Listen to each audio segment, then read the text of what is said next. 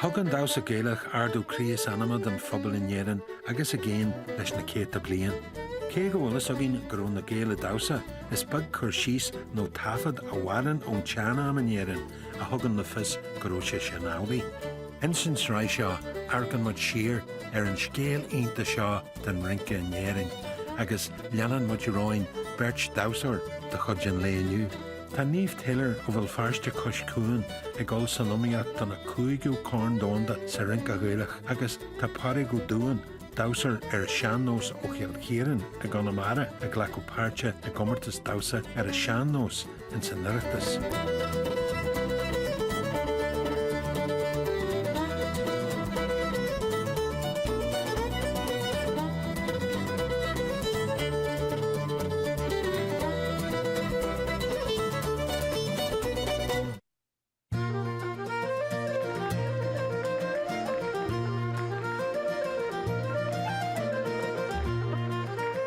Don G suginne, Niamh Taylor agus Pádraig go Dubhain tá le na cinan na búilte for dhearú hir. Don Niamh is siad na críú chomartais dónda den Damhsa Gaelach is mó táhachtaí. Tá Pádraig is sé an críú chomartas Damhsa Sean Nós ag airtas na saona an clochas mó a fáidirínsa.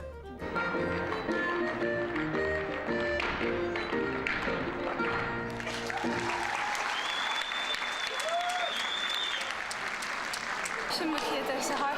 Maithí mé an gcúir sé an taithmai, but ar an áireann cén tú kind of blacked out, so maithí mé agus buailí mé an mwyn tray, and then bhuaigh mé after an máníal mé an cosí tamil eile, fanní mé chéad deis eile, so bé sa spag agam.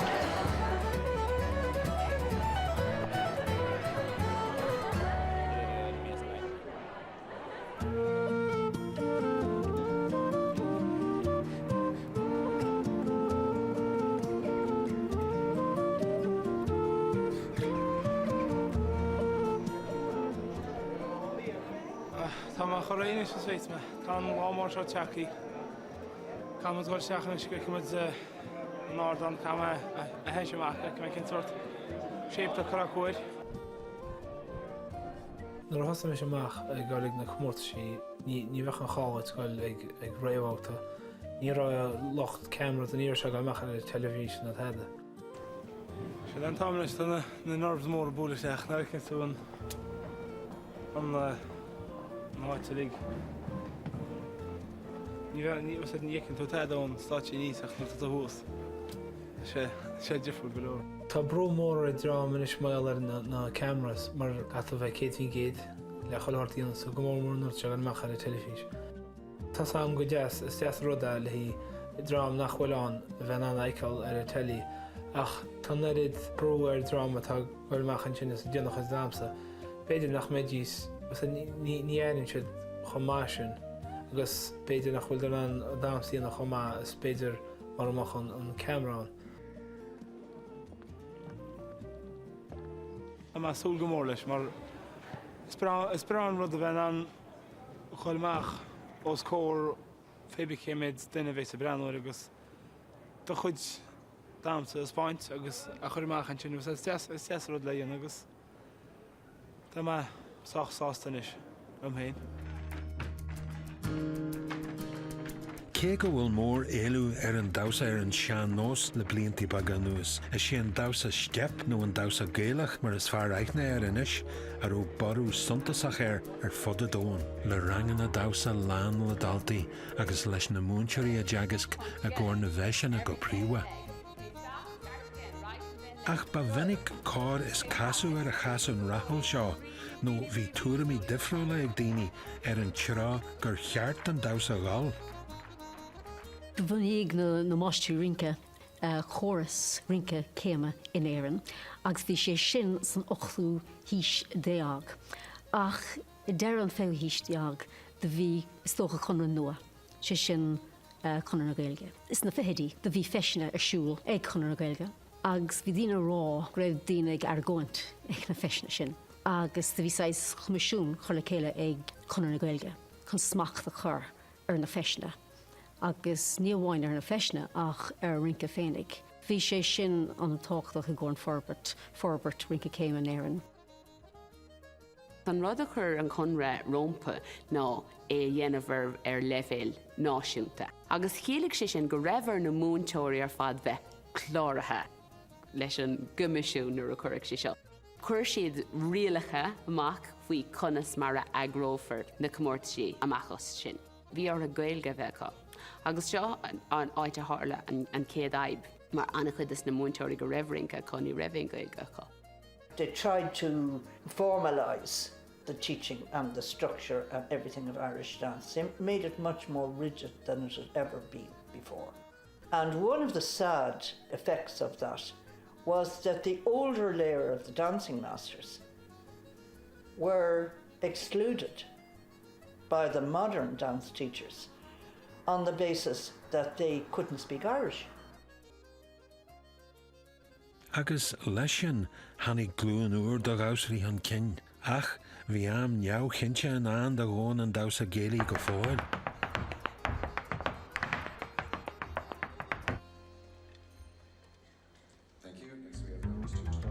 Tá Niamh a fannacht ar chúlan ardan don darna Damhsa seici, agus tugann a múnseoir gavan go dearú cé chun nervaiseach is atá sí. When she came in this morning, I just felt she seemed she didn't seem herself, she seemed really nervous. I just think because of being in Belfast and trying to defend her world title, she just feels under pressure today. I wasn't that happy with her first round. It was good, but it wasn't Meath good. I just want her to be good for her because she has worked so hard for it. And I just don't feel that she done herself justice in the first round.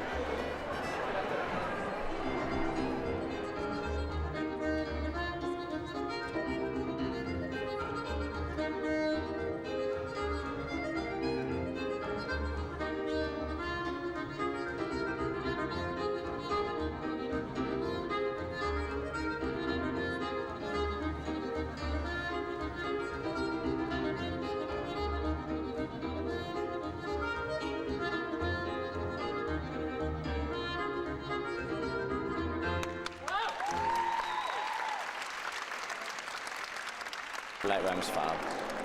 It was fab. Really pleased. So I wanted to kill her after the first round, but now she sort of made it up. But still one more round to go, so. Bhí Niamh Golden dar Dyson sin an kind of masterpiece seki. So bhí sé rós táithna in Lord Figs táithna in Rag he go mai his bhí sé. So tá muid lánsáasta. Cé gur éirí go hénta léi in san darna bouta tá Damhsa Jerry Niamh a chur imní ar gavan. Right, no, just focus and get your head together. Right, first round wasn't enough. It wasn't enough not to be that far. Right, you need to get 300s in the set. You need to get 5. Well, 4. Right? Yeah. No.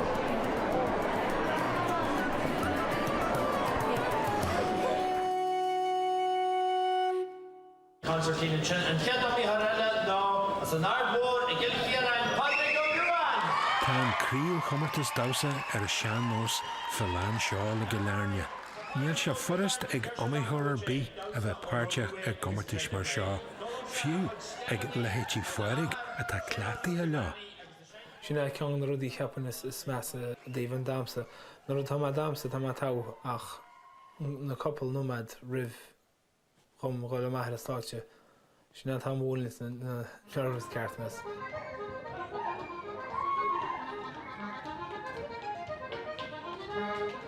Tá sé antáhachtach sa gláin mar bhuach maithir an comórtas. Trí bhuair ach is rud mór le rá go bhrú sé sinna agus go bhrú marthar Gearóide.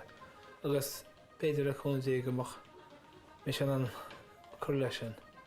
So rud antáhachtacha le rá go sé ste is a gláin le hí PC.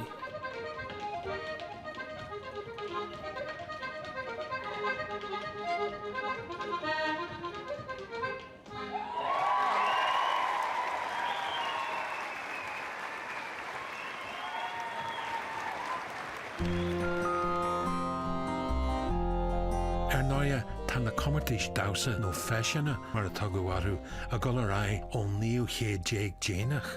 Cé gur bhainaí Conradh na Gaeilge an Comisiún le Rinca Gaeilge in 1930, lean cyflintí a rai idir an Conradh agus na múnteirí Damhsa fan bhéid cuachta a bheabhaigh an Conradh ag na feisina smar sin agus is as sin sa Gearóid a tháinig an chéad mhórscoilt sa Rinca Gaeilge. Chuir siad chóras scrúda ar bun chun bheith cáilethe chun bheith do búntóir rinca agus do bholtóir rinca.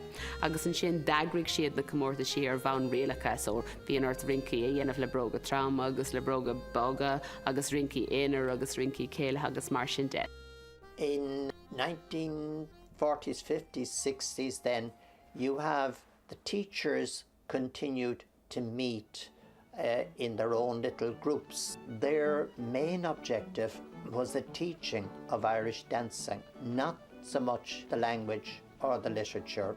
They were primarily professional dancing teachers, as distinct from the previous decades where they were mostly Gaelic League people that were involved or registered. The Gaelic League continued to run its business in Irish. The teachers were becoming dissatisfied with this, and by the late 1960s the Teachers' Convention drew up a constitution, and then they adopted a name. They became known as the Cógáil Irish Dancing, sort of the cooperative. Ó 1968 a rai, bhí fríú grúpa take an cin, an Comisiún le Rinca Gaeilge atá go fáil clownaithe le Conradh na Gaeilge, agus an darna agriacht a tháinig gon, an Chógáil a bhí géalta leis na múnteirí le Rinca Gaeilge. Ach aniu tá lán cumain Damhsa difriúla a tháinig an cin ar fud a dóin. Teispean an sé seo in ar éireamh go dtí có coitianta agus có thuile chéinealach is atá an Damhsa Gaeilge.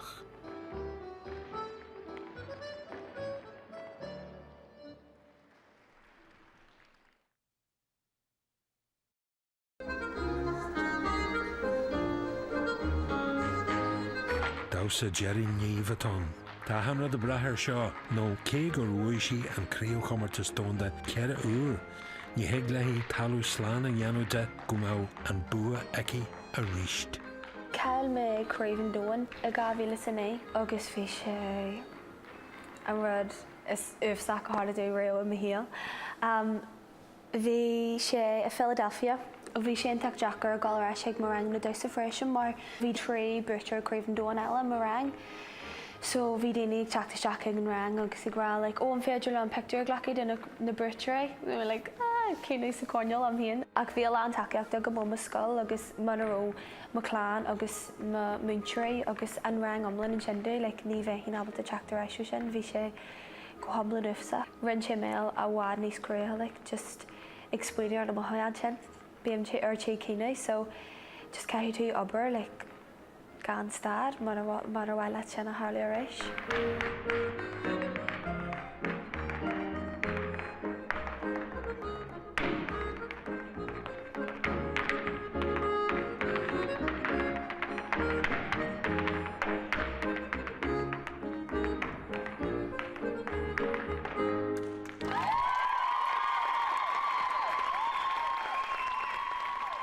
Dar leis an grachanna tá cyfad ar hí, rinn sí go mai, ach níon an chumar naomh ggóil sí sásta.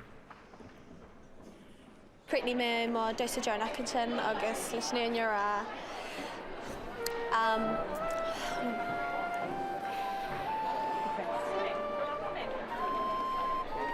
ní raibh sé go rámhaid pití th costa secaí ag dúiríonn Damhsa agus cineal chuaigh sí amachchas san am, ag bíonn tean an Damhsa leis an cláil agus níor an sí leis an cláil, so sin an bailach a déan sé.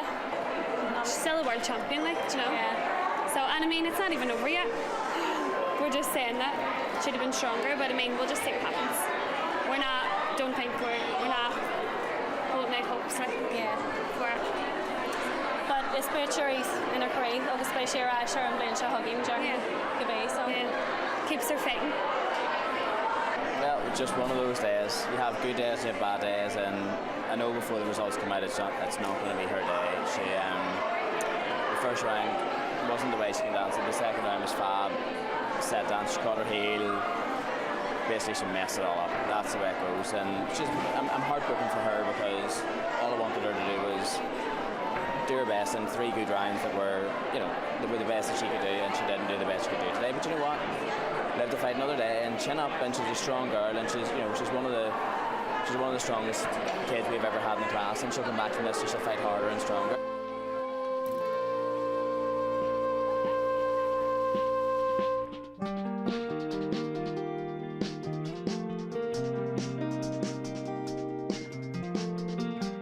Hannig athrithe suntasatha dramatúla an Damhsa Gaelach ón chéad lá. Le céad bliain anuas a bheag nó a mhór is rud coitianta é an commartas Damhsa a saoil an Damhsara. Janan na Damhsarí an irid tréna le céirne is a dhéanú lúchlásí garamil ar bí.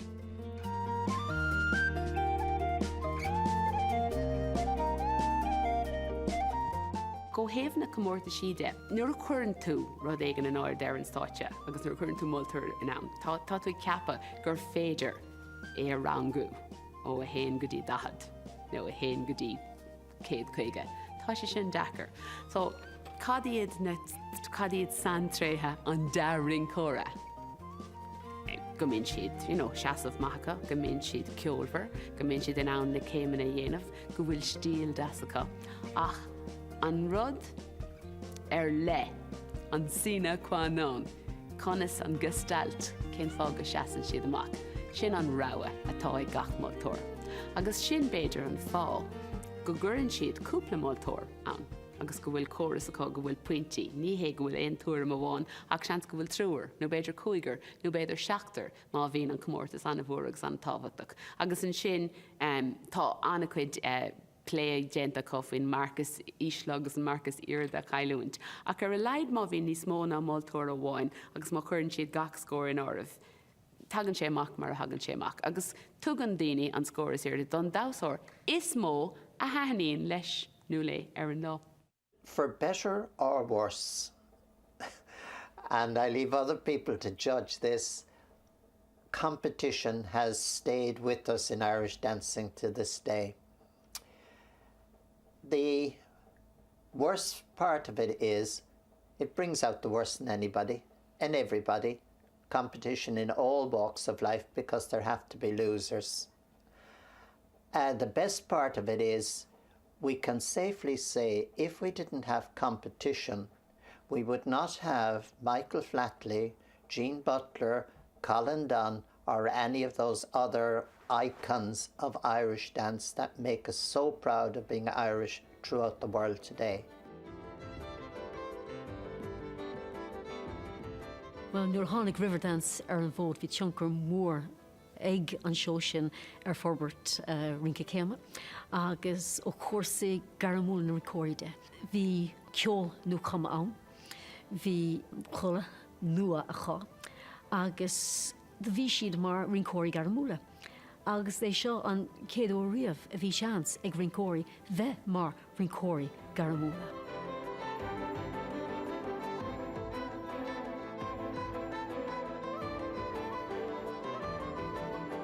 Comála sin bhí Riverdance ag teacht amach as cultúr áirithe.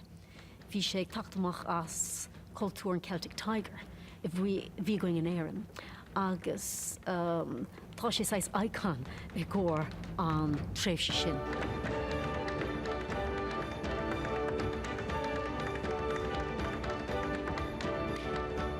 Ón foinse rí hawata seo rai, bhó clú agus cail ar éireann as an irim ionta alína seo, agus bhó an Damhsa Gaeilge aithrithe go deá.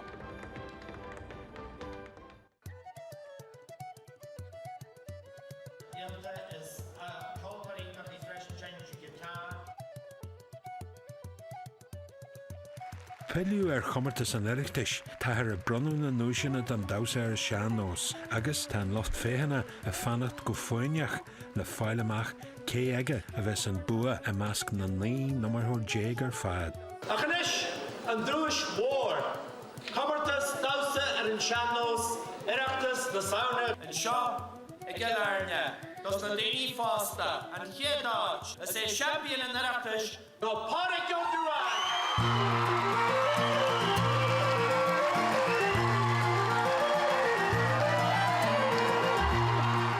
Agus le sin tá cornan Oireachtais a peiliú ar Chonamara ar fáil bliana eile. Tá teolach I gúin omlan sásta leis a tarú. An trophy seo an nari so be sé galarach go bhile. Cóhar de hasnis na Damhsa.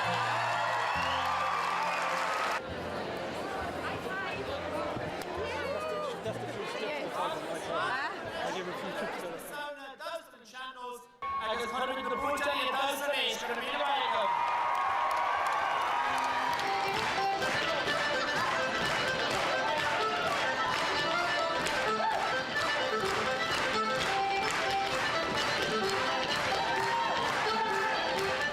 Tá corn seo graithe ag báil teamhlaí I gúin don 5 úr. Tá mar chasáasta agus tá mar anna bheith ceapan. Tá sí tíochtáil ríist agus is álan rud le rágur sí sa teach gábhlíon ní chéile. Agus ní ceapan go bheith an rudí seáir dhéanú, mar is álan an cornaí seo agus is álan rud bheith an rágur bhfuil mainim sa le bheith chuann sin agus tá ainm Gearóid agus le chuna dé tá méid sin dentain.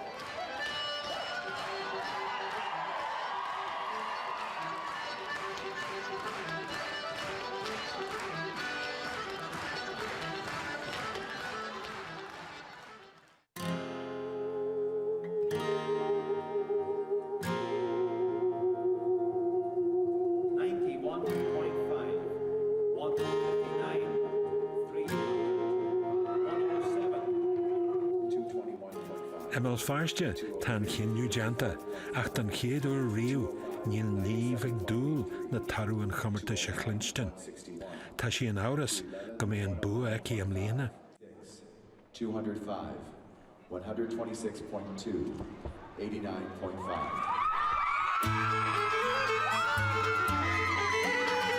Ach níor chordaí bheith amneach ar charbí, is sí Niamh corí dónda a ríist. Buineann an tarú gitteistí. 128, 217.5, Women, chilling to me just like ní féidirm sin a chuirt bheith like in an rud am does a journey action over like tripa gogam agus just like leis an éon rannu hu meg méid always like an tap cuaig an sin mar bhí sé tá bhíon an like an comfortas éon tak jackar aniu so agus bhí ahan den your rose so sé congrac like but just maithí me go like me ahan den sé you know agus bhí sé éon tak jackar an seo like the male first McLana like an seo bhí sé lambra agus just maithí me sacr ahan den jalan is móna me héan like so she just always like come out Hamlin oh my god her beige absolutely her beige like I can't even speak. I can't speak. I don't even know what to say. I knew her first 2 rounds were good, and I knew her set she messed up the set downs. That just the way the points worked out, that the first 2 rounds were so far ahead that the set downs didn't matter quite. I knew she messed up the set downs, and it was I don't know. Now let's welcome on stage the 2012 World Champion for the ladies 18 and 19 competition from the Gearóid School in Ulster, Niamh Taylor.